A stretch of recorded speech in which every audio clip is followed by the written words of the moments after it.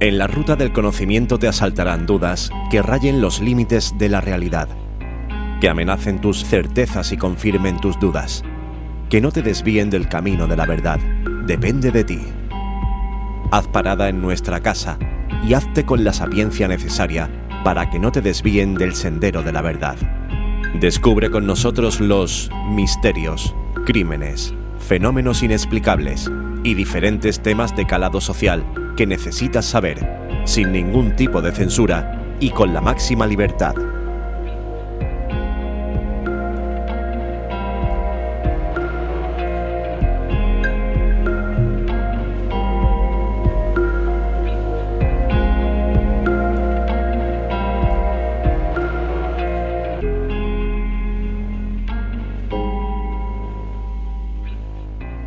Ahora comienza Parada de Postas con Manu Flores y Javier Sandalio.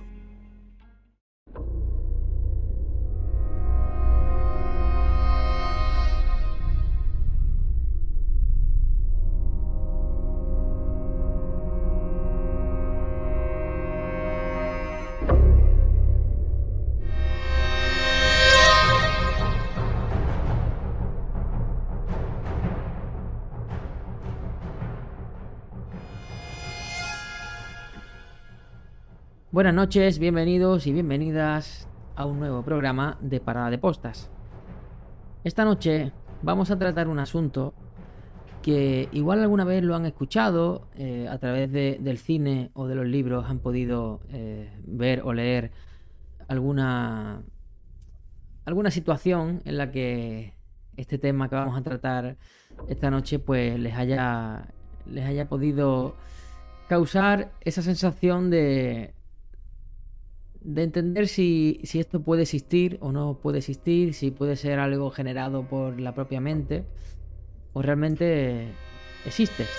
Y es que, por hacerle un símil y para que vayan teniendo una introducción hacia el tema, puede ser parecido a esos ángeles de la guarda que siempre desde pequeño nos han contado. Y bueno, hoy hablamos de unos seres espirituales que, bueno, pues según las creencias en algunas tradiciones religiosas, están asignados para proteger, guiar, cuidar a cada persona a lo largo de su vida. Esto que os hablo son los ángeles de la guarda. Pues el síndrome del tercer hombre ocurre algo parecido. Y es que en situaciones de riesgo, de peligro extremo, cuando nuestra vida corre serio peligro, hay algunos testimonios que cuentan que un ser, una persona, a veces conocida, a veces no, se les aparece para guiarlos y darles las indicaciones adecuadas y precisas para salir de la situación en la que se encuentran. Así que hoy vamos a tratar este asunto y vamos a intentar de ahondar hasta dónde puede ser esto cierto y dónde puede estar el límite entre lo que realmente ocurre y lo que realmente nuestra cabeza, nuestra mente, nuestro cerebro nos hace ver, ¿no? O nos hace pensar. Para ello, nuestro compañero y amigo Javi Sandalio pues tiene el tema estudiado y preparado para hacernos hoy una especie de guía y de excursión por esos testimonios que sin duda nos erizarán la piel y nos harán hacernos muchas preguntas sobre qué es esto del síndrome del tercer hombre. Pónganse cómodos, suban el volumen de sus auriculares y comienza el programa 31 de Parada de Postas. Hoy el síndrome del tercer hombre. Buenas noches, Javi, ¿qué tal? Buenas noches, Manu. Pues muy bien, aquí con un tema nuevo, un día en otra cita en nuestra Parada de Postas, y el tema de hoy, sin lugar a dudas, que va a crear debate. Yo creo que habrá quien piense que simplemente es por el estado en el que se encuentra la persona que relata estos hechos, y habrá quien piense pues que hay algo más detrás de este tercer hombre, que como has detallado perfectamente en la introducción, pues es como se da la situación, ¿no? Sí. Yo te voy a decir, dicen que cuando estamos a punto de morir vemos nuestra vida pasar muy deprisa desde que éramos pequeños y demás. En este caso, la situación es que la persona está en un tema, ¿no?, extremo de gravedad, y hay una persona que se le aparece, que le guía, un familiar, no familiar, alguien que le da las pautas. Incluso hay personas famosas, es decir, que ya no es que lo cuente cualquiera, es que incluso actores de cine, que ahora nos contará, bueno, pues que han vivido esta situación. Entonces, ¿a dónde podemos llegar, ¿no?, con esto de que yo incluso a personas y amigos que le decía que íbamos a hablar de este tema no sabían de lo que estábamos hablando? Y hombre, lógicamente es verdad que te tienes que leer mucho sobre sucesos y demás, y ahora nos contará, pero sobre todo en el mundo del alpinismo, ¿no? Hay mucho, y no sé también, ahora tú nos vas a guiar un poco más, si tiene que ver también, Javi, porque en el tema del alpinismo, por ejemplo, las personas suelen tener poco oxígeno, y puede que haya una parte del cerebro que se active, y bueno, no quiero decir algo que no sé, ni tampoco quiero descifrar algo que a lo mejor tú puedas contar, pero me saltan muchas dudas, y en el podcast de hoy, como bien he dicho al principio, nos vas a guiar, incluso a mí, porque no he querido tampoco informarme mucho del asunto, y quería que fueses tú el que pilotara Parada de Posta esta noche con este asunto que la verdad que es muy muy curioso. Así que cuando quieras empezamos. Pues sí, Manu, lo que acabas de decir no es nada disparatado. Efectivamente, muchos de los testimonios que aseguran que una presencia los ayuda a salvar la vida en un momento de máximo peligro. Es cierto que en estas situaciones muchas veces, como bien dice, la falta de oxígeno o situaciones muy extremas, pues pueden achacarse o pueden justificar la aparición de estas entidades que ayudan a la persona que está en peligro. El primer caso del que tenemos testimonio de forma fiel, nos tenemos que trasladar al 1916, a la Antártida, donde Ernest Shackleton, del cual ya hablamos en Parada de Postas cuando hablamos del tema de la Antártida, pues iba en su barco, en el Endurance, tratando de atravesar pues, el continente helado, ¿no? En un momento dado el barco queda varado y él junto a 2 personas pues forman una expedición para poder llegar al puerto ballenero de Strocknes. El camino, como os podéis imaginar, pues era totalmente extremo, temperaturas muy altas, muy bajas, quiero decir, viento y sobre todo pues la poca visibilidad que hay en esta zona, ¿no? Milagrosamente llegan al puerto de Stornes y allí pues una vez pasan los días y ya los expedicionarios pues consiguen salvar la vida, relatan a la prensa que durante el trayecto desde el barco hasta el puerto notaron la presencia de alguien que los guiaba a través de la nieve. Entre ellos no lo habían hablado, comentan. Ellos no comentaron durante el trayecto, ni una vez llegado al puerto, ninguno comentaron entre ellos que habían sentido estas presencias. Pero el periódico local, el periódico que cubrió la noticia de Inglaterra, pues sí que hacía ya referencia a este tercer hombre. Pero es Thomas Eliot, un poeta estadounidense, ganador del Premio Nobel de Literatura, quien dijo en una de sus estrofas, decía que ¿quién es el tercero que camina siempre a tu lado? Cuando cuento, solamente estamos tú y yo. Pero cuando miro hacia adelante por el camino blanco, siempre hay uno caminando a tu lado. A partir de este momento, se consideró a estas presencias como el factor tercer hombre. Y es que no solamente Ernest Shackleton habló de esto. Reinhold Messner, un alpinista de los primeros alpinistas que cubrió los 14 8000 sin oxígeno, cuando se encontraba subiendo el Nangar Parbat en Pakistán.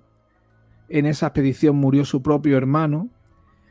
Refiere que ya con el accidente sufrido por la expedición, en el que había muerto su hermano, empezó a haber una serie de escaladores que él atribuye a otros escaladores que murieron en la zona, pero que lo guiaron hacia la salvación. Este grupo de escaladores él los seguía a la distancia hasta que en un momento desaparecieron, y gracias a eso ya él siguió el camino y pudo salvarse. James Irving, otro montañero americano que sufrió una avalancha, igualmente su amigo murió en la avalancha y él prácticamente se dejó ir. Todos sabemos que la muerte en estas circunstancias la llaman la muerte dulce, porque te echas a dormir y prácticamente no sientes que te mueres. Y pues él se dejaba de ir, pero una voz de una mujer, en este caso él lo identifica como una mujer, le invitó a que reaccionase y que se pusiese en pie. No solamente eso, sino que le dijo: James, sigue el rastro de sangre que hay en la nieve. Claro, él siguiendo el rastro de la nieve lo podía seguir, pero a duras penas. Tenía la espalda muy dañada, brazos fracturados, la pierna la tenía también muy dañada. Iba arrastrándose como podía, pero finalmente, a pesar de la hipotermia y de las múltiples fracturas, siguió la línea de la sangre que había en la nieve y pudo salvar la vida. No solamente eso, Manu, sino que refiere que a pesar de la hipotermia, en ciertos momentos sentía un calor externo que le daba un poco de energía, ¿no? Porque imagínate cuando estás en esas temperaturas, encima que no te puedes mover apenas por las magulladuras que tienes y por el estado en el que estás, el frío te va calando. Pues él relata que ese calor que le llegaba desde fuera le ayudó a salvar la vida. Donde más testimonios encontramos es en un libro que escribe John Geiger, el que titula precisamente El tercer hombre, donde se recogen muchos testimonios de escaladores, en su gran mayoría.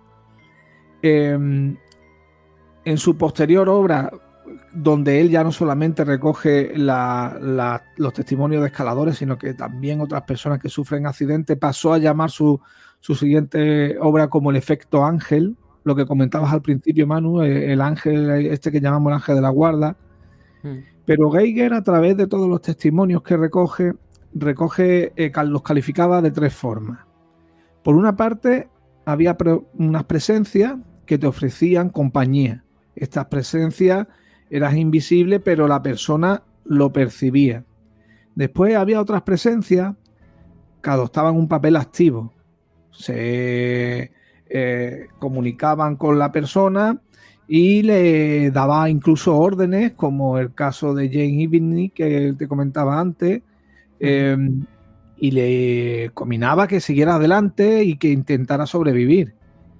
Y por último, hay unas presencias que son como las personas que lo relatan lo describen como una persona igual a ellos, es decir, un doble nuestro, que también te ayudan y te invitan a seguir adelante a pesar de la mala situación. Como puedes ver, Manu, son muchos los casos y casi siempre son en la montaña. Pero la tradición también nos habla que en los Andes, en Sudamérica, está la leyenda de los Apus. Los propios campesinos de allí de Perú, del Perú por ejemplo, los relata como que son unos espíritus a los cuales muestran devoción. Los incas ya hacían sacrificios a estos Apus para tenerlos contentos, para que protegieran al pueblo. Y estos Apus también su función se asimila mucho a esta del tercer hombre. Joe Simpson, en su obra Tocando el Vacío, en esta obra nos cuenta cómo durante una expedición a la cordillera de los Andes, por la zona del Perú, durante el descenso, se partió una pierna. En ese accidente, prácticamente partirte una pierna a esa altitud y en esas condiciones, prácticamente la muerte. Sí. Pero una voz que él la relaciona con estos apus fue quien le incitó a que fuese reptando hasta llegar a un refugio donde poder refugiarse. Gracias a ellos sobrevivió. El español Miguel Ángel Tobías también, en su obra Renacer en los Andes, es un productor. Miguel Ángel Tobías es un productor de cine, aficionado a deportes de riesgo, y fue a los Andes con una expedición en la cual sufre el mal de altura, lo que allí es conocido como el soroche. Sí. Además del mal de altura, tuvo unas taquicardias, con lo cual tuvo que dejar la expedición y volver hacia atrás sobre sus pasos porque no podía continuar. Para colmo, cuando va volviendo hacia el campo base, tiene un accidente y este accidente le impide continuar andando. Él relata que se dejó ir, él quería dormir y bueno, y si podía sobrevivir bien y si no, pues dejarse ir y ya está. Pero refiere tener una conversación en esos momentos con algo que él llama Dios, no sabría identificar exactamente qué es lo que es. Él dice que habló con Dios o consigo mismo, una entidad que le hizo hablar consigo mismo y por 2 veces que se quedó dormido, alguien le despertó poniéndole la mano en la cara, en la mejilla. Wow. Él no sabe describir qué entidad era lo que le despertó ni con quién habló aquella vez. Ya te digo, él dice que él habló con Dios, que es como si estuviera hablando, no sabe si con una entidad o que estuviese hablando con él mismo, no sabe describirlo exactamente. El caso es que él empezó a andar a las 5:30 de la madrugada. Bueno, andar es un decir, porque apenas podía andar por las heridas que tenía por el accidente. Y desde las 5:30 de la madrugada estuvo andando hasta las 6 de la tarde, donde al final consiguió salvar la vida y llegar al campo base, ¿no? Como te puedes dar cuenta, Manu, coinciden muchos en lo mismo, lo que tú decías antes, ¿no? En las situaciones extremas en las cuales falta oxígeno, en las cuales te dejas ir y parece que el destino está ya marcado, ¿no?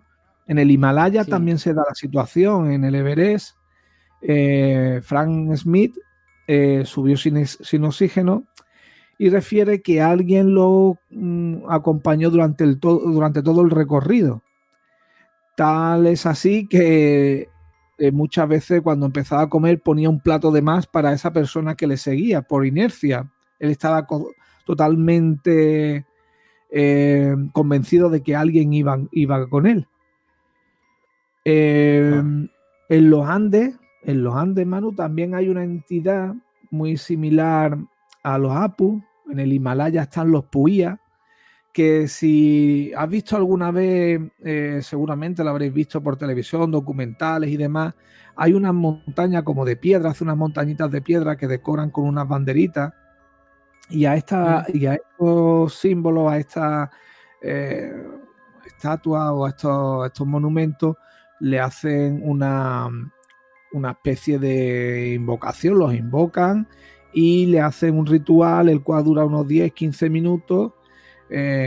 Cuando termina este ritual, pues tiran arroz y harina al aire en símbolo de felicidad o de apremio hacia esta entidad que va a ayudar a los expedicionarios pues a subir la montaña. Carlos Pauner, que subió también el Himalaya, el pico de Kangonmenyunga, un nombre que tiene tarea.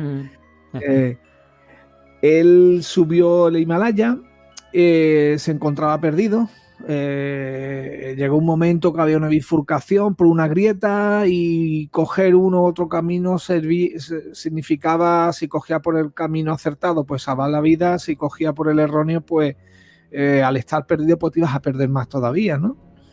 En ese instante de incertidumbre, relata que pasó una comitiva, una serie de escaladores junto con un Sherpa que iban en fila india y él decidió seguirlo. Él sabía que esa expedición no eran humanos.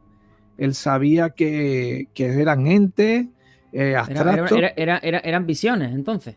Claro, él relata que era una visión o que era unos entes, la Santa Compañía, pongamos el ejemplo, ¿no? Que es una comitiva que va en fila, pues él decidió seguirlo. Y refiere que en un momento dado los perdió de vista, desaparecieron, pero ya le marcaron la senda correcta que tenía que seguir. Gracias a ellos, a seguir a esta expedición, él salvó la vida. Después, si nos vamos aquí a España, fíjate, Manu, qué curioso, porque hemos dicho que estas personas, muchos de estos alpinistas, relatan que estas personas que la ayudan eran una mujer, y aquí en España son muchos los relatos de una dama blanca que ayuda a personas que se encuentran también en situaciones muy complicadas. No sé si habréis escuchado, fue un caso que en su tiempo escuché en prensa. Antonia Tamayo se perdió en Albacete con apenas 4 años y pasó varias noches a la intemperie en Albacete en invierno, unas temperaturas muy bajas, condiciones bastante complicadas. Sus padres la dieron ya por muerta, por perdida, pero la niña misteriosamente salvó la vida. Esa niña decía que una dama blanca venía todas las noches a arroparla y a cuidarla. El caso es que no es la única persona que relata esto aquí en España. Trinidad Collado en El Picazo en 1943, Encarnación Hernández en 1986, en Rojal en Alicante. Son personas que también relatan una dama blanca que las ayuda cuando se encuentran en el monte perdidas y en situaciones extremas. Pues mira, Javi, para ir poniendo puntos y demás, tú que sabes que a mí me gusta mucho el tema de psiquiatría y demás, el tema de las visiones, yo sé que, bueno, que tanto los psiquiatras como el resto de profesionales de la salud mental las abordan, las visiones, desde una variedad de perspectivas, pues, dependiendo del contexto cultural, espiritual y clínico, ¿no?, en el que se presenten. Las visiones realmente es verdad que pueden ser experimentadas por las personas como parte de experiencias, pero ahí va mucho en lo que estabas diciendo, porque decía que uno decía que había hablado con Dios, y me voy hacia las visiones por tus creencias espirituales. Otro que puede, no sé, que puede ver a un ser querido y puede ser por experiencias religiosas o cámbiala por las anteriores, por espirituales. Otras culturales, como pueden ser por los Apu. Es cierto que a nivel médico tienen mucho el símil, lo que me estás contando, de que esas personas sufren una situación de riesgo, de estrés y demás, a donde quiero ir con todo esto que estoy diciendo es que tienen sí o sí un estado alterado de conciencia. Entonces, sí. a mí esto me crea dos dudas importantes, que son estas de, oye, en un estado alterado de conciencia, mi cerebro es capaz de imaginar a una persona, o estoy, como siempre hablamos de los planos, estoy tan en un pico de muerte que mi cerebro piensa, porque el cerebro es al final el que piensa, mi cerebro piensa que voy a morir, que realmente soy capaz de estar en un plano diferente al que estoy, o mi cerebro es capaz de viajar a un plano diferente al que estoy, donde me encuentro con personas que realmente no están aquí.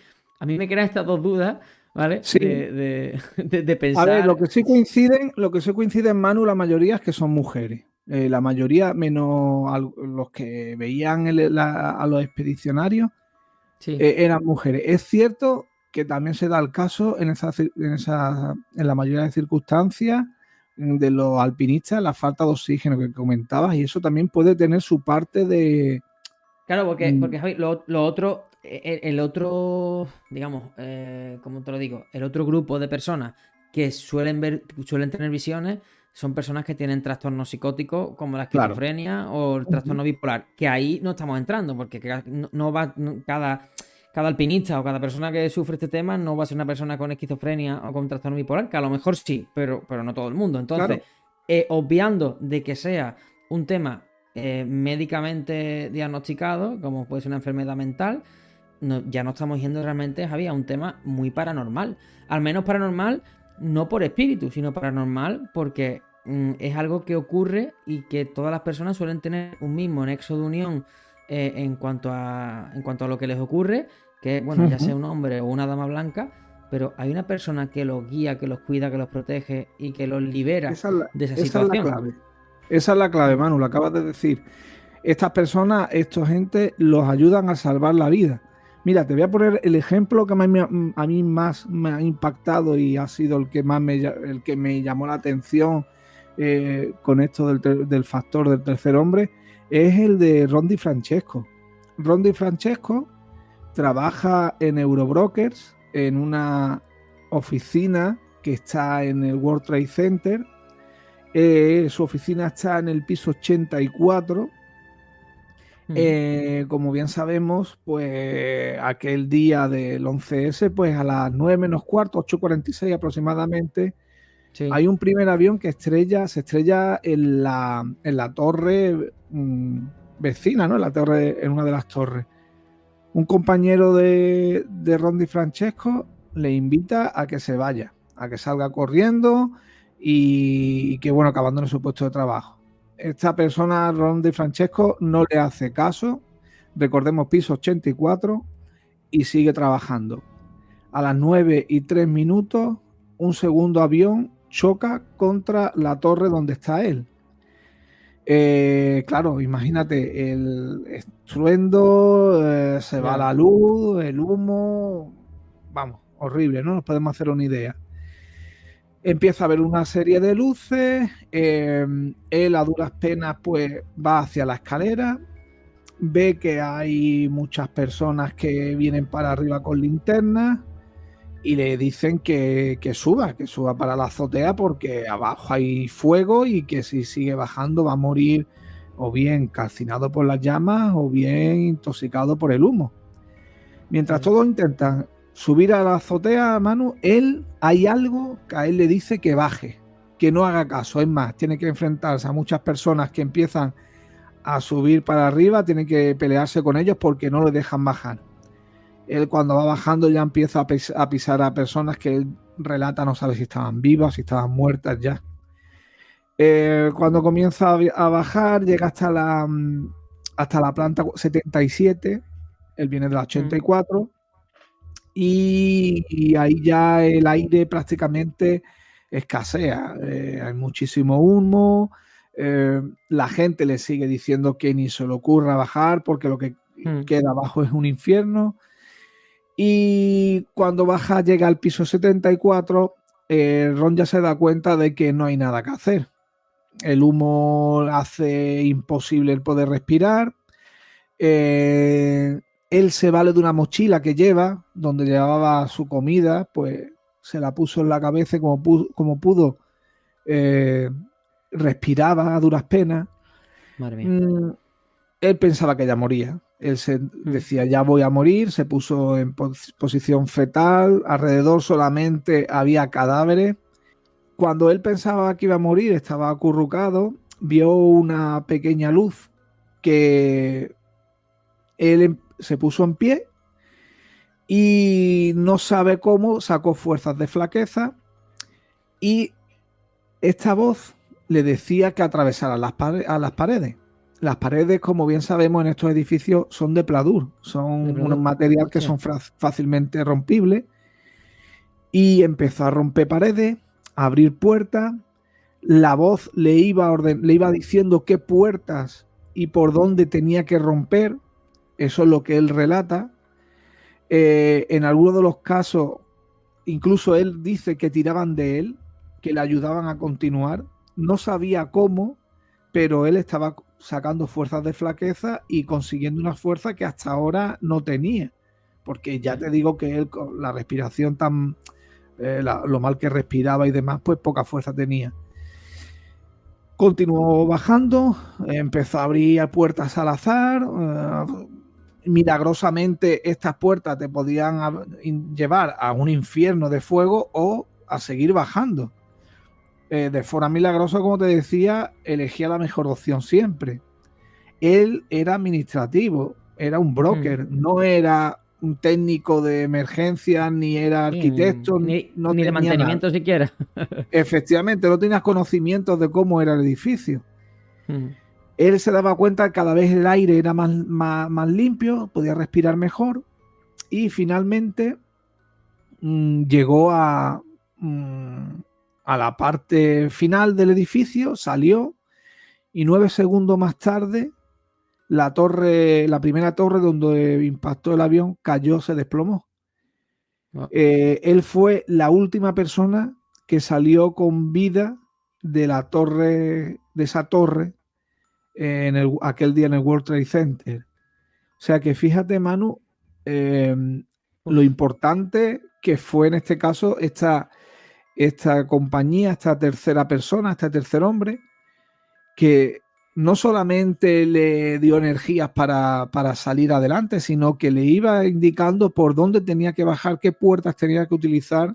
Esta persona, Ron DiFrancesco, recuerdo que incluso la entrevistaron en Cuarto Milenio y lo narraba de esta forma.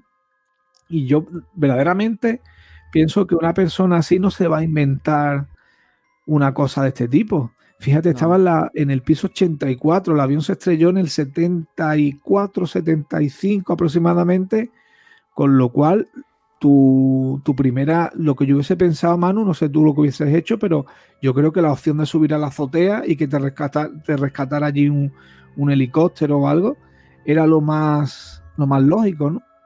Sí, pero él hizo lo contrario y salvó la vida. No, la verdad que te deja sin palabras y sobre todo, hombre, es verdad que hay mucha gente que en desastres y en situaciones así han querido tener su minutito de gloria y de hecho, bueno, ha pasado no hace mucho, ¿no? Una chica que salió ahí diciendo también del 11S que ella había sobrevivido y al final había sido una mentira.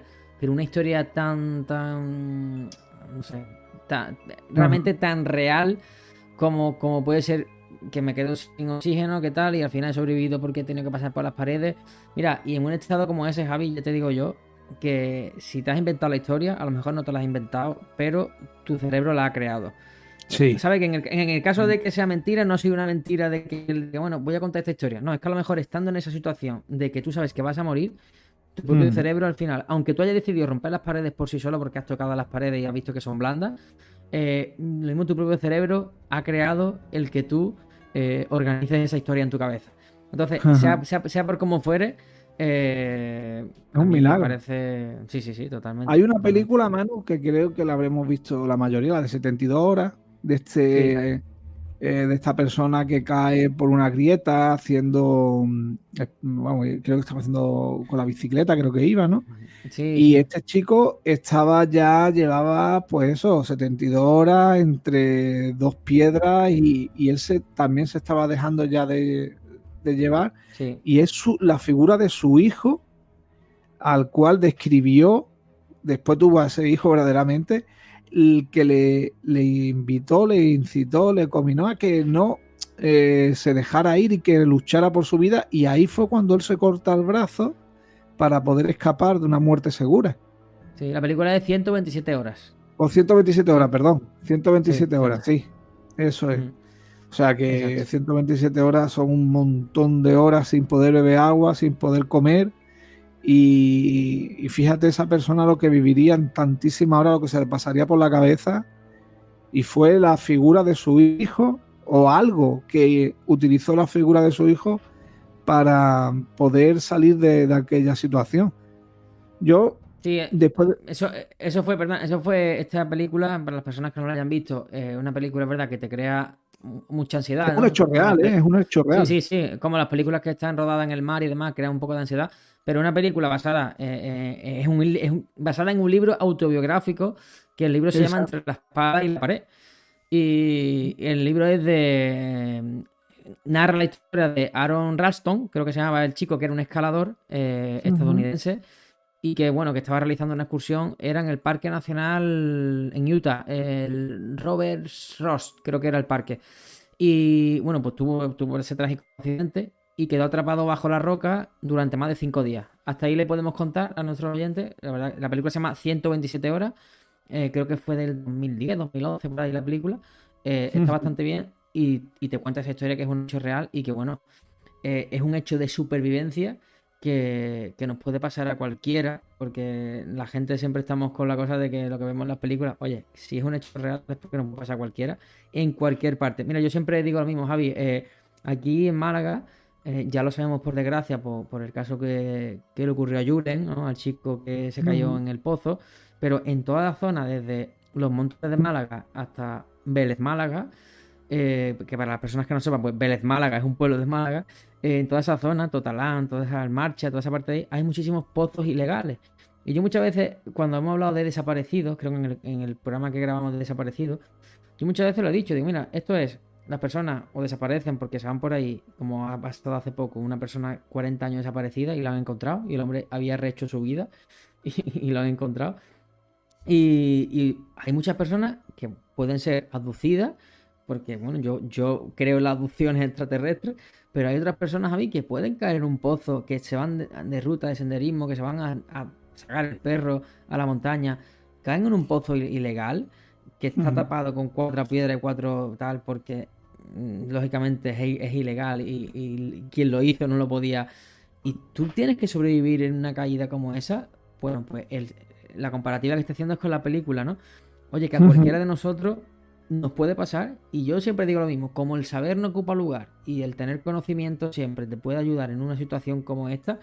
Yo invito a todo el mundo que, hombre, si alguien tiene claustrofobia o algo, pues que no, pero que veamos situaciones que le han pasado a otras personas. Yo creo que es muy importante, sobre todo para saber que cómo podríamos actuar nosotros en un momento como este. Ya, y ahora te dejo en un caos, como puede ser un terremoto, como puede ser un tsunami, como puede ser un atentado en un rascacielos, que es verdad que cuando vas siempre los protocolos de actuación en los edificios, es en caso de incendio, nunca utilizar el ascensor, ¿vale? Sí, Pero sí. en caso de incendio, la escalera a lo mejor tampoco es buena opción y no tengo ninguna otra solución y no estoy en un segundo piso donde puedo tirarme, caer en el toldo de la cafetería de abajo, es que estoy en el piso 80 y tanto. Entonces, ¿qué le tuvo que pasar a ese hombre en la cabeza? Donde podía pensar, no, no, es que estoy muerto.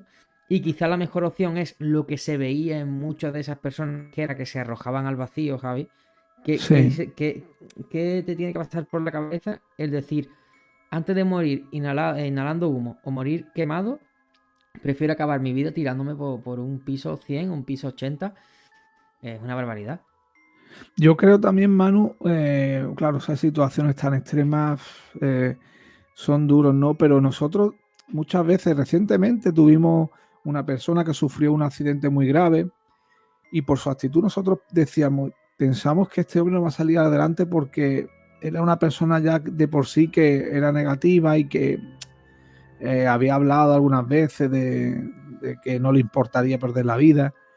Y yo creo que también dependiendo de tu forma de ser, si caes en Sí, un sí. pozo de esto como tú comentas, si tú eres de una forma o de otra, creo que ese tercer hombre o esa ayuda o eso es más fácil que te llegue Sí, a una persona. sí, perdona, era lo siguiente que te iba a decir. Creo que esto es algo que se puede medio invocar. Es decir, sin que me haya ocurrido, pero yo creo que esas ganas de vivir y esas ganas de sobrevivir a esa situación, creo que pueden hacer, y hablo del desconocimiento más absoluto, pero creo que pueden hacer ese llamamiento porque a lo mejor es lo que hablamos, Javi, a lo mejor es algo tan espiritual, tan místico, que tu propio cerebro es capaz de imaginar, de dibujar, de crear algo que no existe, porque al final los mecanismos de supervivencia, la adrenalina, todo eso, yo por eso me encantaría, no sé si te estoy haciendo spoiler de lo que va a venir después, si tú has podido leer algo sobre qué dicen los psiquiatras o qué dicen los médicos sobre este tipo de situaciones, ¿no? Sobre personas que deciden en un momento de estrés y de límite extremo tomar una decisión que es la acertada. La ciencia aquí, la ciencia sí que es cierto, hay algo que acabas de decir que es muy importante, que sí es verdad que ocurre, En situaciones de máximo estrés, es verdad que el cuerpo saca fuerzas de donde no las hay y se habla de personas que han sido capaces de levantar un vehículo para poder sacar a un niño que estaba debajo y cuando han terminado, cuando ha salido el niño, ni ellos mismos se han dado cuenta de cómo lo han hecho. En cuanto a los científicamente, el cientificismo no puede explicar esto. No hay ninguna teoría científica que pueda explicar esto. Sí que es verdad que por el estudio del miedo, de eso que llamamos en los ADN, en el ADN que nos dice muchas veces cuando somos un niño no te acerques a una araña o a una serpiente porque te va a picar, ese espíritu de supervivencia, ahí sí que podríamos decir que algo hay, ¿no? Ya lo hablamos también en el tema de las precogniciones, ¿no? De las advertencias que teníamos en los sueños y demás. Pero también, mira, hay una situación, cuando lo estabas comentando, hay una situación con el tema espiritual. Hay una chica en Estados Unidos que sufre un accidente, cae por un puente su vehículo, es invierno, el agua viene congelada, ella muere prácticamente al instante, pero su bebé va en el asiento de atrás y sobrevive. Un policía que iba por arriba y que no había visto el accidente, escucha a una madre gritar, bueno, una mujer gritar para que salven a su hijo. Wow, me estás viendo el cuello de punta, macho. Sí, pues este hombre bajó. Es más, hay un vídeo en el cual se ve rescatando a este bebé. Baja la policía con otras personas y consiguen sacar al bebé que estaba prácticamente, en un estado casi crítico, y lo lograron salvar. No se explican cómo el niño salió vivo porque el agua estaba prácticamente congelada y el bebé de pocos meses sobrevivió. Y todo el mundo, ese hombre decía que era la madre la que lo llamaba, pero la madre estaba muerta ya, la madre murió al instante, la madre con el impacto del vehículo murió. Joder. Sin embargo, el tema espiritual, lo que tú hacías referencia, pues se da en este caso. Uf. No, mira, ambos tenemos conocidos y familiares en el sector médico y demás. Y yo tengo una amiga que ha estado, bueno, creo que incluso ahora está, en la UCI del hospital aquí en Málaga. Y ella dice que entre los sanitarios, muchas veces cuando tienen una persona que está complicada o que tienen una operación de vida o muerte y en el pre o en el post operatorio han podido hablar con la persona porque, bueno, o porque muchas veces por enfermedad y tienen que intervenirlo, entonces han tenido previamente un trato con ese paciente porque si es un accidente y viene ya inconsciente es complicado. Pero sobre todo esos pacientes que tienen enfermedades y luego tienen que ser tratados, entre ellos muchas veces hablan y dicen, esta persona muere por actitud, Javi. Por actitud, porque saben cómo es esa persona antes, es decir, lo han tratado, han visto su negatividad y en el sector sanitario, y a ver por ejemplo, cuando hablemos con el doctor Pertierra, se lo comentaremos a ver si a él le ha pasado o al menos a algún compi de profesión, pero yo, los que conozco, me dicen eso, que en el tema salud es muy, muy importante el cómo afrontas y la actitud que tienes para ese tipo de cosas. A lo que tú has dicho, a este conocido, a este amigo que se nos fue no hace muchos meses, pues yo no tenía esa percepción de él, porque quizá no había tenido ese tipo de conversaciones, pero si tú comentas que él había sido una persona negativa, pues es verdad que cuando lo comentábamos, pues es verdad que sí, cumplía el perfil de oye, que si hay que luchar por esto, pues a lo mejor no tengo tanta fuerza para que luchar. Nosotros lo comentábamos con un amigo en común. Recuerdo que esto fue cerca de las Navidades y coincidíamos en que si es por lucha, él no creíamos que fuese a luchar por vivir. Lamentablemente esta persona al final, nuestro amigo, pues falleció y sí que es verdad que meses antes había sufrido pues otros reveses importantes y además él había en redes sociales incluso había dejado caer alguna vez la idea de tal y fíjate lo que es la vida, ¿no? Que al final pues va en busca tuya la parca, ¿no? Que cuando tú no quieres a lo mejor lo haces como por, no sé, por un desaire o por lo que él sufrió en aquellos momentos, pues al final te dice, pues ahora vamos a ir por ti. Y en este caso, pues nosotros coincidíamos en que no iba a luchar por sobrevivir, y así fue. Es complicado, la verdad que son teorías que no podríamos, no sabríamos decir a ciencia cierta, ¿no? Qué es lo que hay detrás.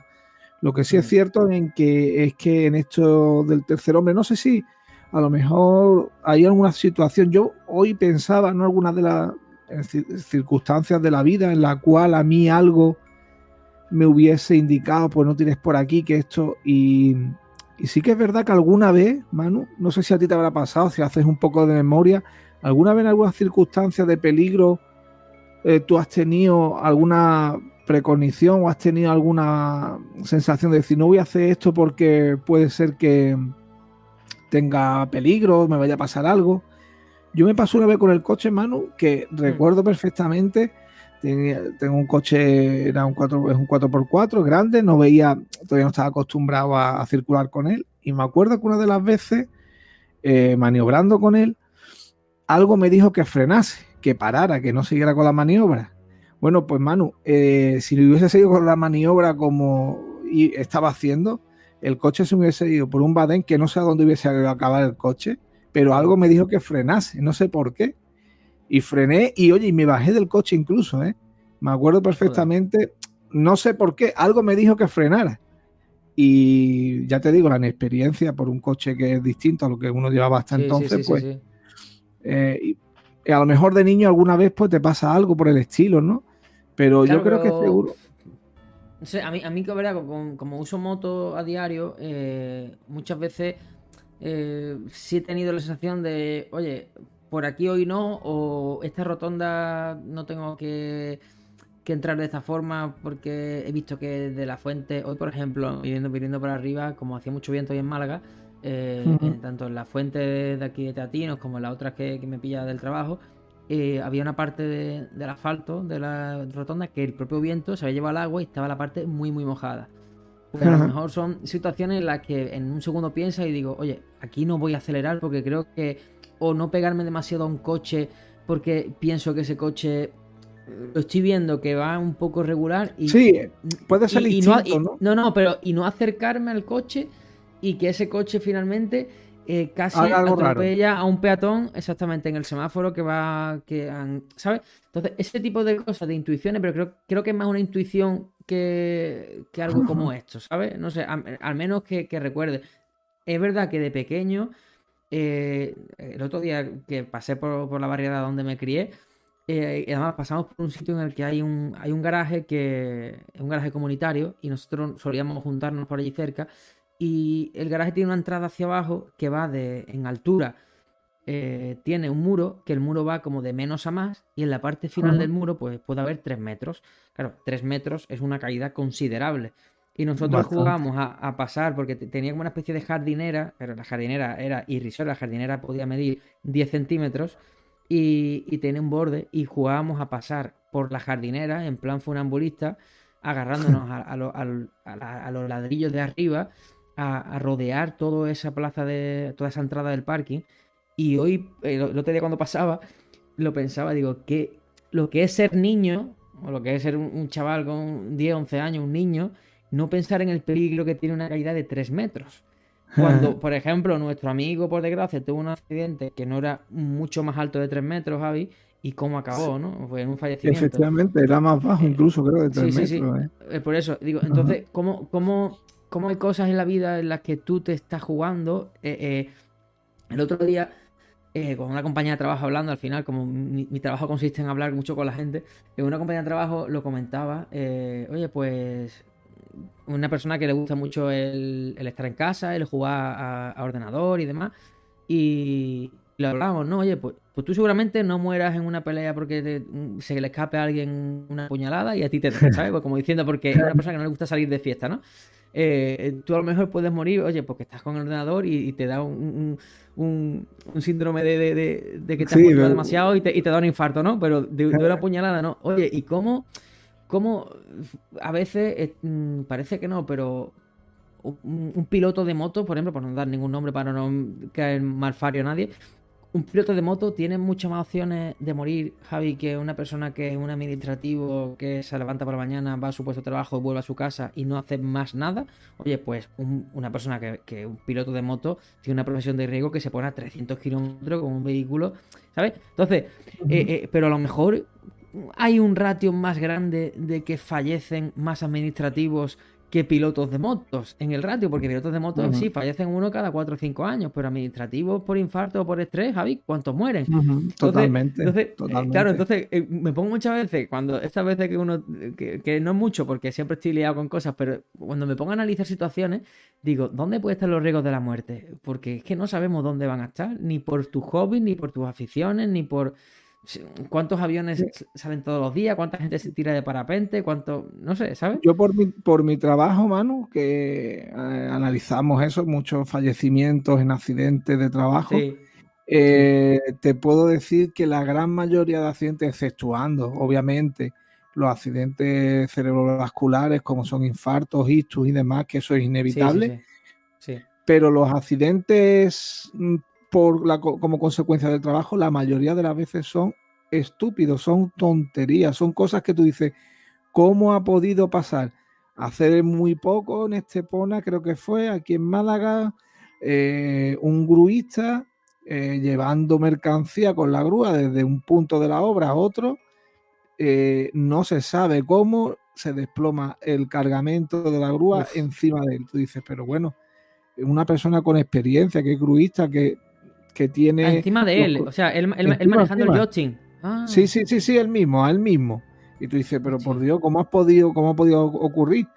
Pues tú te fijas, accidentes como eso, la mayoría son por imprudencia, porque la gente ya es como cuando conduce le pierdes el miedo al coche, es lo más peligroso que hay. Total. Cuando llevas la L casi nunca tienes accidente, pero cuando le pierdes el miedo al coche o a la moto es cuando te la pegas.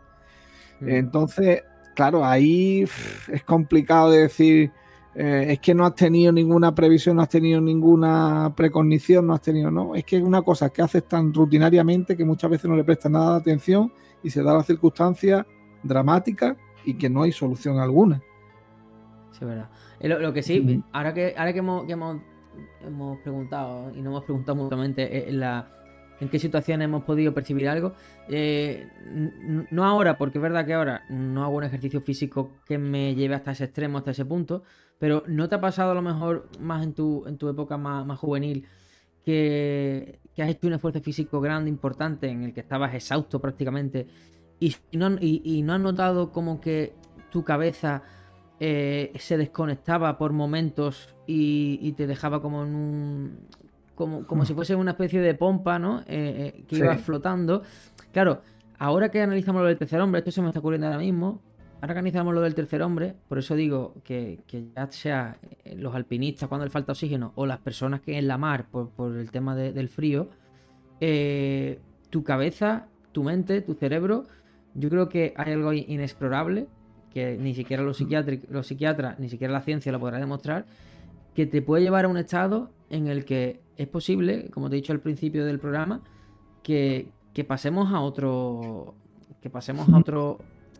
nivel, que pasemos a otro grado, o que esas personas que tenemos alrededor, ya yéndonos a lo puramente espíritus y paranormal, esos espíritus, la película Ghost, para que me entiendan los oyentes, esos espíritus que tenemos a nuestro lado, yo ahora mismo puedo estar aquí haciendo este podcast y al mi lado tener 3 personas sentadas que no estoy viendo. Quizás cuando llegamos a ese punto extremo de que nuestro cerebro empieza como a decir, oye, que aquí me está faltando oxígeno, me están faltando cosas, estamos mucho más cerca de ese plano en el que se supone que están las entidades, ¿vale? Entonces, es cierto que cuando yo recuerdo en la época de cuando jugaba al fútbol y demás, que muchos entrenamientos en verano y demás eran tal, y yo decía, tío, es que voy flotando, es que realmente me están hablando y no estoy ni escuchando porque el cerebro será por la falta de oxígeno, por el riego de la sangre, por lo que sea. Entonces, esas situaciones es verdad que se pueden dar, pero entiendo que debe ser tan complicado de estudiar por la ciencia, porque para hacer eso deberías de, que a lo mejor lo hay, no lo sabemos, pero deberías de a una persona sentada en una cama con su electrodo, con todo su mecanismo, llevarla a un extremo de peligro para ver cómo actúa realmente. Que seguramente esos estudios estarán, porque todo lo que pensemos seguramente las grandes potencias ya lo hayan hecho por otros asuntos geopolíticos que a lo mejor en un futuro sabremos el porqué. Pero es cierto que a mí me Yo, crea esa esas curiosidad. situaciones de hipoxia que tú comentas, Manu, yo la viví Mm, muy extrema una vez, recuerdo perfectamente, yo venía de trabajar, era tarde, eran las 10 y pico, venía en bicicleta. Y yo soy asmático y aquel día se me había olvidado el inhalador. wow. Pero claro, tenía que venirme para acá en la bicicleta porque no me venía andando desde donde trabajaba. Y Mm, recuerdo que subiendo una cuesta, la entrada que tenemos aquí en nuestra barriada del Puerto de la Torre, sí. llegó un momento que no sentía, sentía que no tenía aire. Y de verdad que estas veces que se te sueltan los esfínteres prácticamente, que parece que Wow. el cuerpo Sí, dice sí, hasta sí, aquí sí, hemos sí. llegado, la situación la viví, la cabeza como que se te va a tener razón, oye, parece como que flota y tú dices, hostia, qué chungo, lo llegué a pasar muy mal. Me acuerdo perfectamente de un momento que se me cerró pues las vías aéreas, no entraba aire y se me dio esa situación tan extrema. Puf, Es pero que claro, es yo no complicado. sé, No sé. yo me imagino, Javi, que, por ejemplo, esto ya a nivel médico y a ver cuándo tenemos oportunidad de saberlo, porque no me gusta buscar estas cosas en internet que seguramente vendrán, pero cuando una persona queda inconsciente, muchas veces alguien tiene un accidente y llegan los servicios de emergencia, imagínate, 1 hora o 2 horas después, y la persona tiene pulso, ¿vale? Pero está inconsciente. Ese tiempo que está inconsciente, su cuerpo se ha desconectado, por lo que sea, porque el dolor ha sido muy fuerte, por lo que sea, su cerebro no ha muerto. Su cerebro está activo. Eh, ¿Qué es lo que está pasando ahí? Es decir, Pero ¿y estará suyo? viendo. ¿Y suyo, Manu? ¿Tú crees que, ¿Mm? por ejemplo, nuestro amigo cuando tuvo el accidente, suyo estaba ahí o ya lo que quedaba en el hospital era simplemente el cuerpo? Claro, ahí donde entra un poco el tema de creer o no creer, pero ya El no te yo, el digo. alma, lo que sea. Sí, sí, sí, no, pero claro, en este caso nuestro amigo, es verdad que el accidente fue bastante fortuito, macabro, incluso con pérdida de sangre y demás. Pero yo te hablo a lo mejor de muchas veces estas personas que se han medio ahogado y luego se lo han encontrado en una orilla, tirado, y estaba inconsciente, pero vivo, ¿no? Y no sé, a lo mejor han estado media hora inconscientes. Media hora inconsciente, pero su corazón latía y estaban dormidos y su cerebro funciona.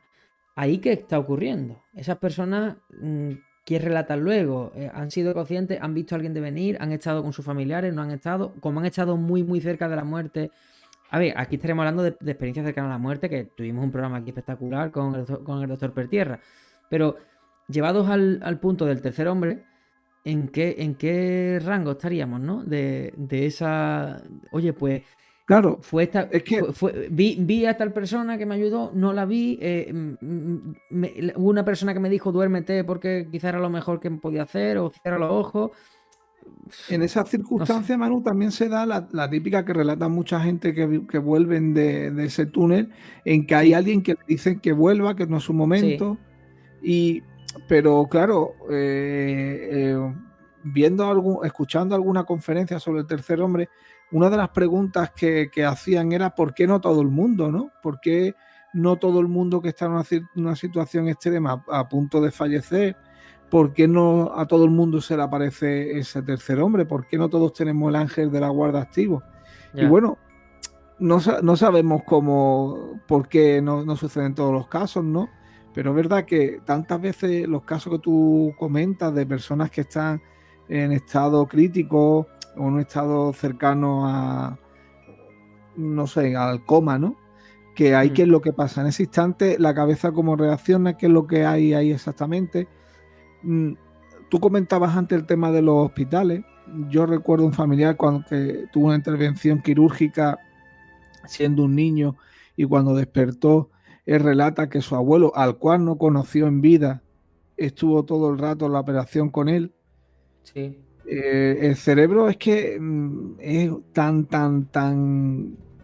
conocemos Inexplorado. parte, exacto, es como el océano, es como el espacio, sabemos qué hay, de lo que está formado, cómo funciona más o menos, pero hay cosas que se nos escapan y Sí, que, pero mira, a lo que has dicho de esa pregunta que hacen en esa conferencia, el tercer hombre sí tiene una cosa común en todo al menos en todo lo que nos has contado esta noche de lo que le había pasado a estos protagonistas, es que el tercer hombre suele aparecer en situaciones en las que la persona va progresivamente viendo que va hacia un riesgo.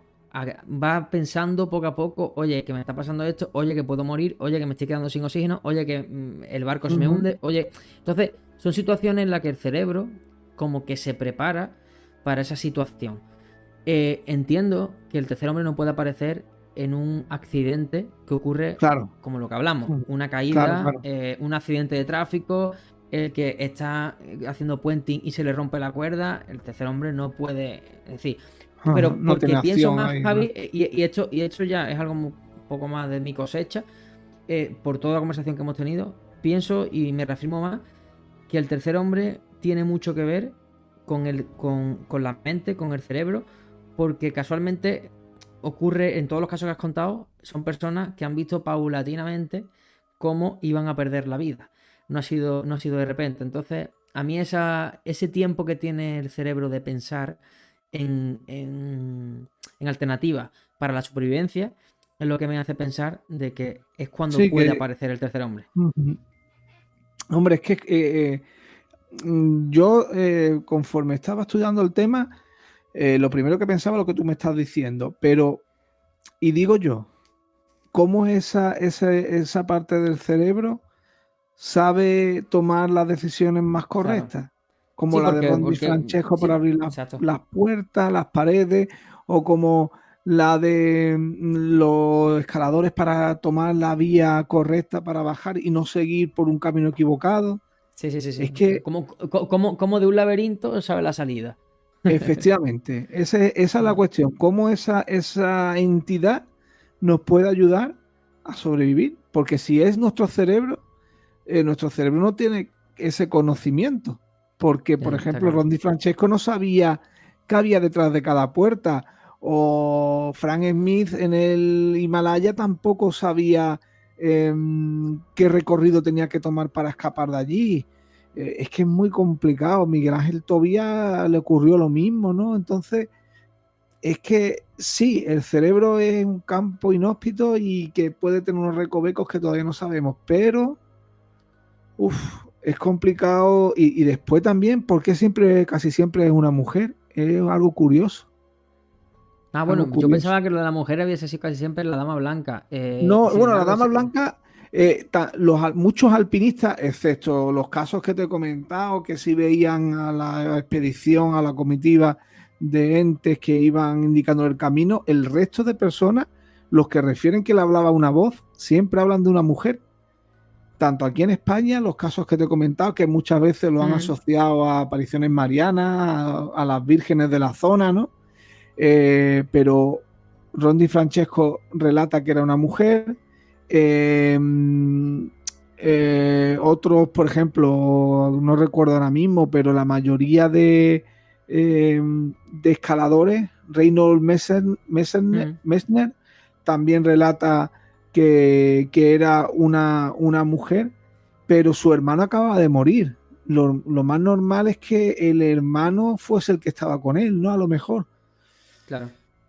Sí, sí. Eh, Yo ahora que estamos hablando de este tema, recuerdo una historia que pasa que me lío mucho, con estos actores.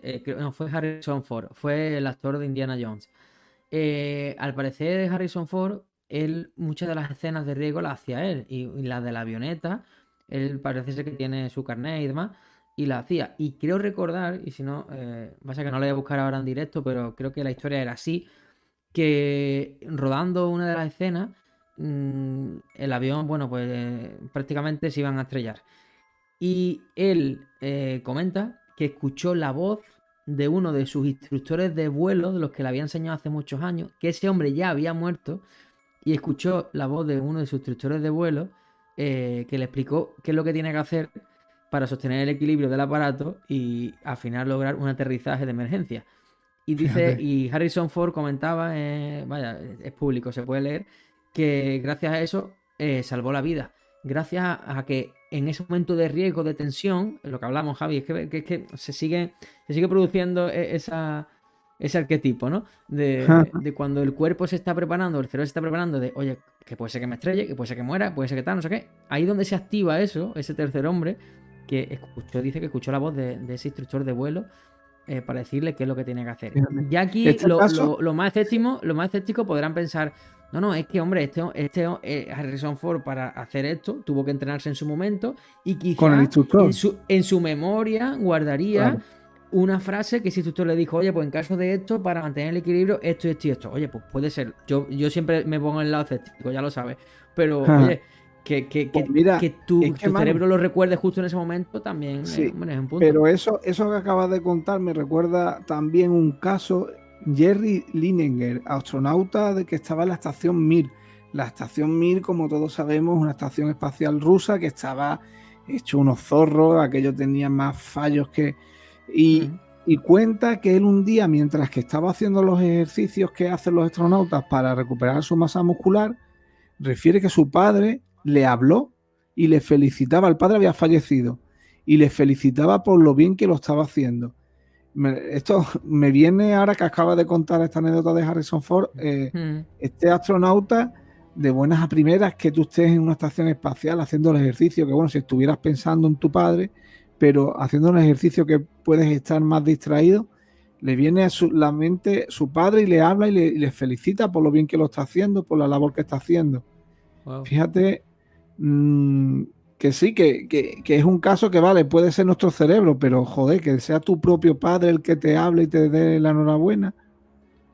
Bueno, al menos sabemos que, bueno, sabemos, o este tipo de situaciones y de casos nos dan la esperanza de que si alguna vez tenemos que irnos de este mundo, preferimos que sea creyendo que nos vamos a ir para ver si tenemos la suerte de que se aparezca el tercer hombre Sí. que a que sea de repente, la verdad, porque mira, el otro día escuchando la entrevista de Ana Pastor que le hizo al expresidente de la Federación, a Luis Rubiales, bueno, escuchando la entrevista, no, perdón, a través de un canal de Twitch que yo sigo, Ana Pastor entró justo, vamos, se bajó del avión y al primer medio que atendió, lógicamente después de su medio de comunicación para el que trabaja, fue a este canal de Twitch.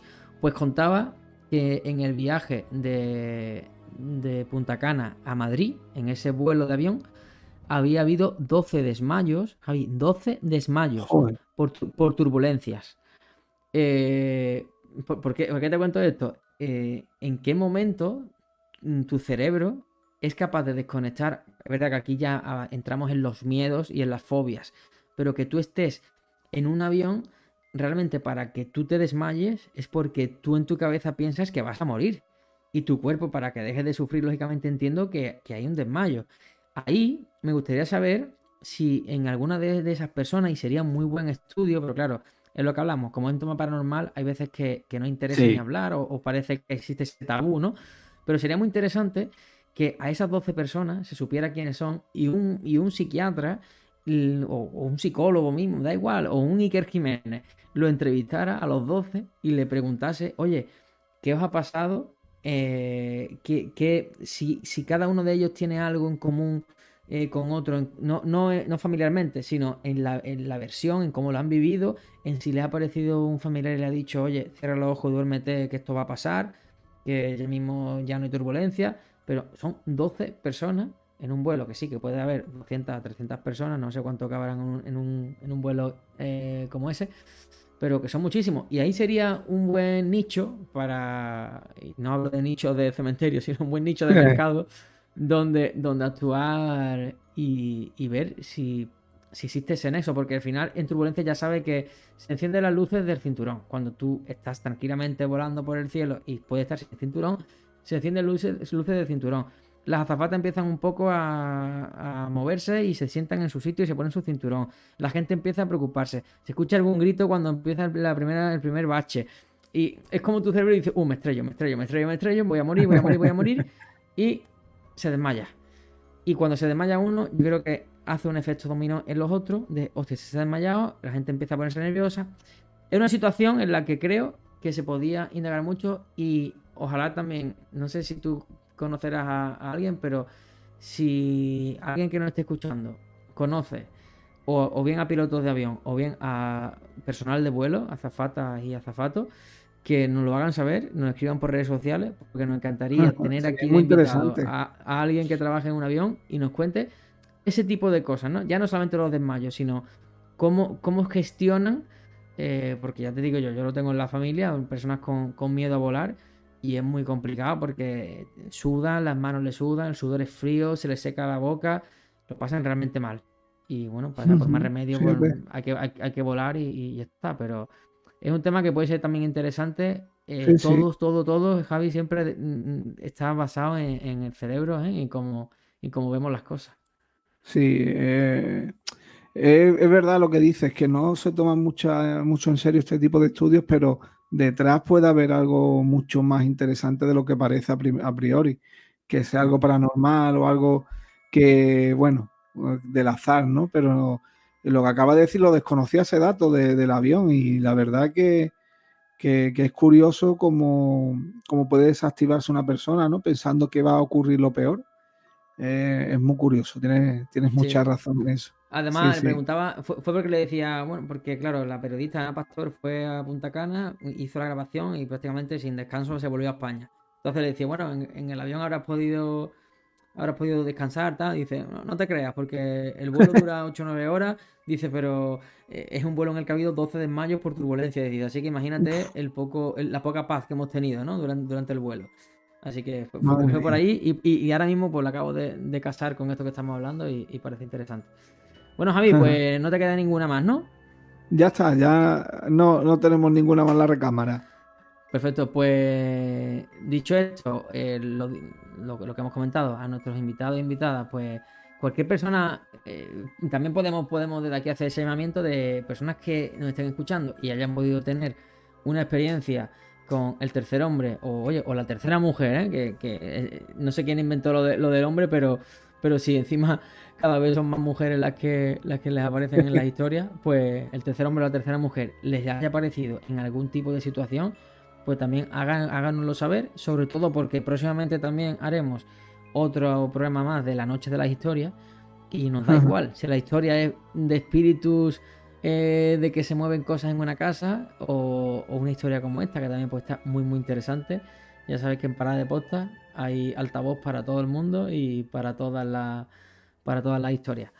Pues nada más, Javi. Yo por mi parte, Estupendo. pues nos vemos en el próximo Parada de Posta, que vamos a hablar de la guerra cognitiva con un invitado que va a venir a meter bastante caña con todos estos temas, que ya sabemos que nos están manipulando. Abramos el periódico que abramos, pongamos el canal de televisión que pongamos, es una manipulación constante y hay una Totalmente. guerra cognitiva del cerebro. Mira, hoy que estamos hablando tanto del cerebro, que nos está haciendo pues que veamos a unos buenos como malos, a otros malos como buenos, que no sepamos quién es el bueno, quién es el malo. Y yo siempre digo que deberíamos de sospechar de todo el mundo y no fiarnos de nadie. Y que la república independiente de nuestra casa y de nuestra familia sea lo que impere en nuestras vidas. Porque si no, Pues sí, vamos apañados. pues sí. Así es, Manu. Tristemente es así. Pues ya está, pues nos vemos en la próxima parada de podcast y nada, un saludo para todos nuestros seguidores y seguidoras y nos vemos en la siguiente. Un abrazo para todos, un abrazo, Manu. Nos vemos en la siguiente. Venga, nos vemos, chao. Parada de Postas con Manu Flores y Javier Sandalio.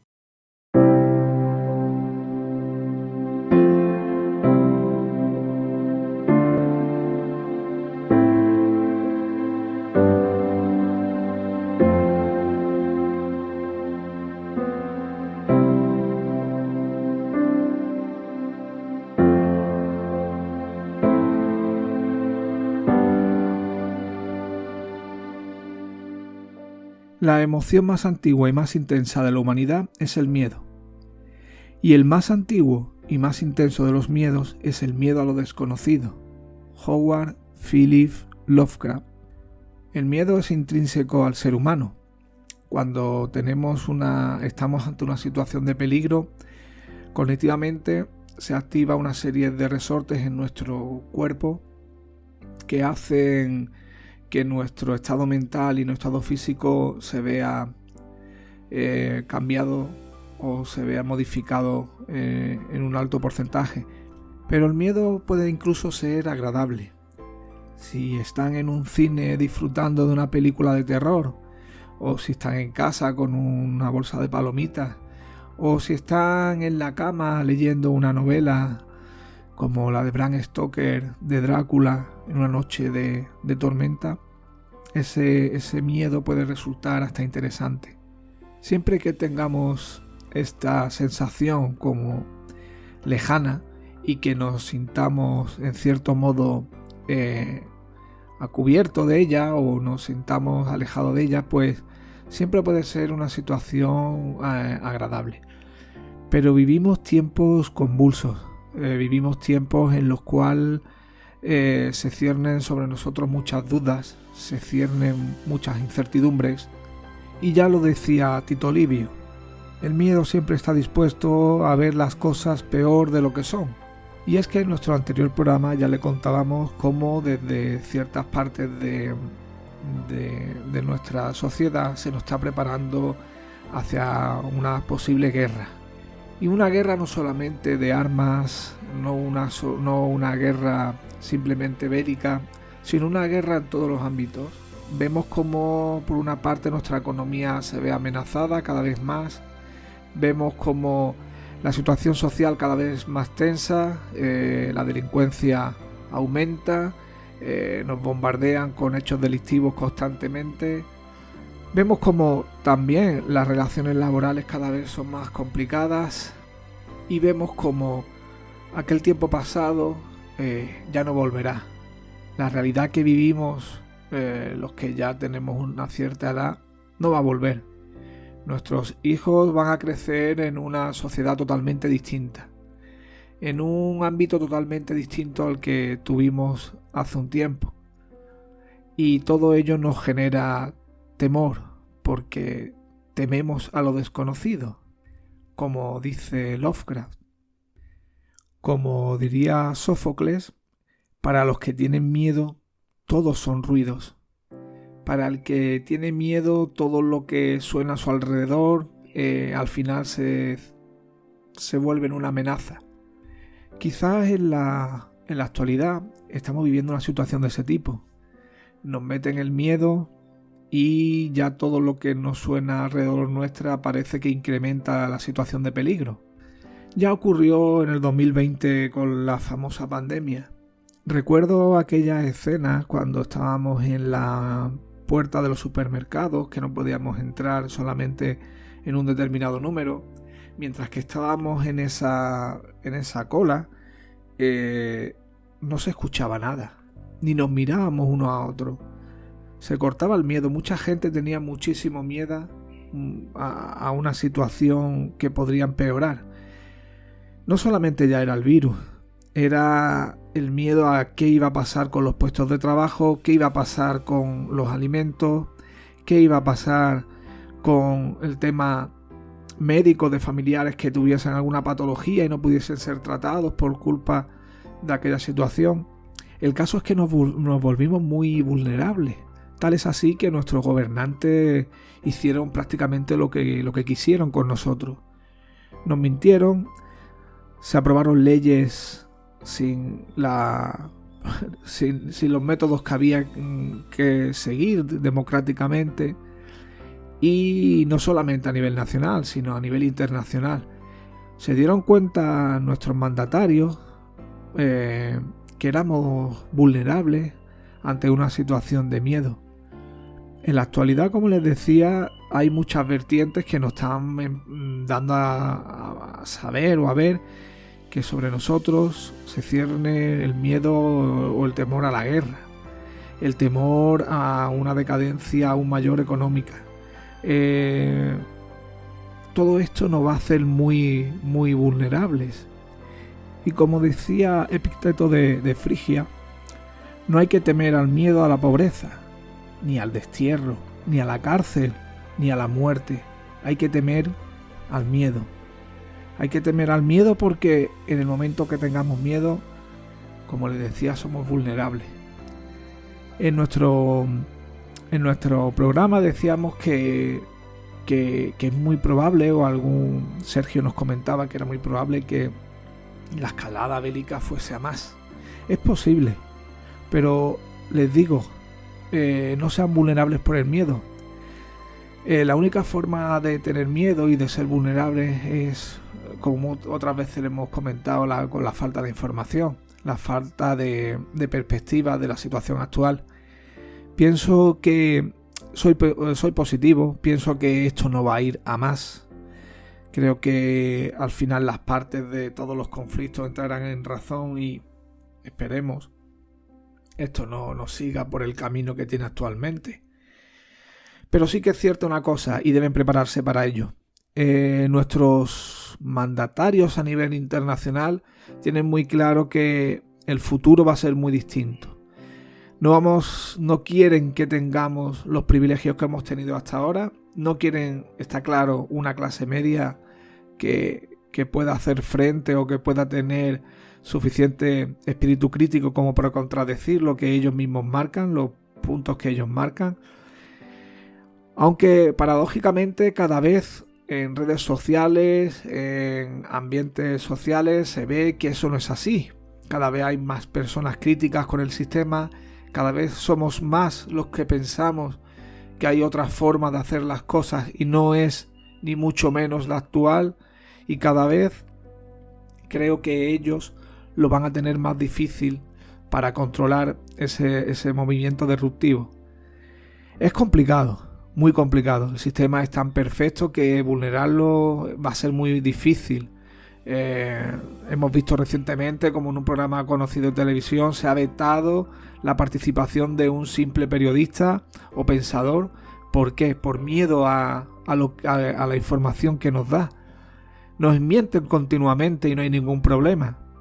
Querían cerrar Telegram, según decían, porque había archivos o había documentos que vulneraban la propiedad intelectual o los derechos de imagen o no sé qué. Pero está claro que si por ello fuera, las redes sociales se verían mucho más cercenadas, se vería nuestra opinión mucho más cohibida y sin duda que ese sería su deseo. Nosotros desde aquí lo tenemos claro. No vamos a quedarnos con lo que nos dan de forma oficial por televisiones y radios oficialistas. Hay otros medios para informarse.